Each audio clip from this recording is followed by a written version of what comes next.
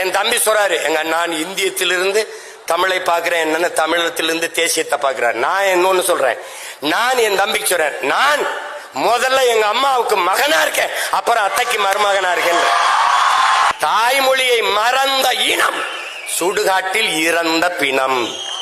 நன்கு விளங்கி வச்சுக்க. நீ அதை விட்டுறாத. இதெல்லாம் ஏன் சொல்ற? இந்த நிலைக்கு என் தமிழ் தமிழ் மீட்சியே தமிழர் எழுச்சி என்கிறார் மொழி ஞாயிறு தேவனையப்ப பாவாணர் அவர்கள்.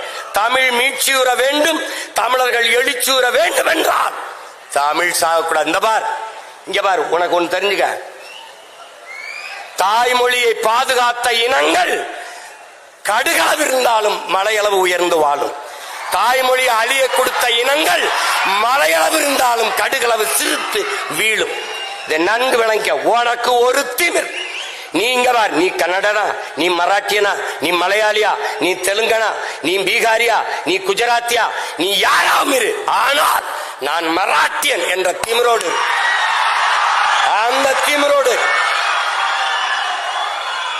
நீ யாரு, நான் நானா இருக்கேன். என் தம்பி சொல்றாரு, எங்க நான் இந்தியத்திலிருந்து தமிழை பார்க்கிறேன், என்னன்னு தமிழகத்திலிருந்து தேசியத்தை பார்க்கிறார். நான் இன்னொன்னு சொல்றேன், நான் என் தம்பிக்கு சொல்றேன், நான் முதல்ல எங்க அம்மாவுக்கு மகனா இருக்கேன், அப்புறம் அத்தைக்கு மருமகனா இருக்கேன்.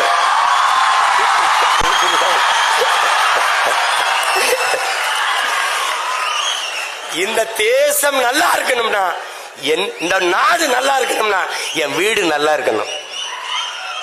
என் வீடு நல்லா இருக்கணும், உன் வீடு நல்லா இருக்கணும், அவர் வீடு நல்லா இருக்கணும், அவர் வீடு நல்லா இருக்கணும். எல்லா வீடும் நல்லா இருந்தால் நாடு நல்லா இருக்கும். தட்சாலி வராங்க. இவ்வளவுதான். பாதகம் செய்பவரை கண்டால் நாம் பயம் கொள்ளலாகாது பாப்பா. மோதி மிதித்து விடு பாப்பா, அவர் முகத்தில் உமிழ்ந்து விடு பாப்பா.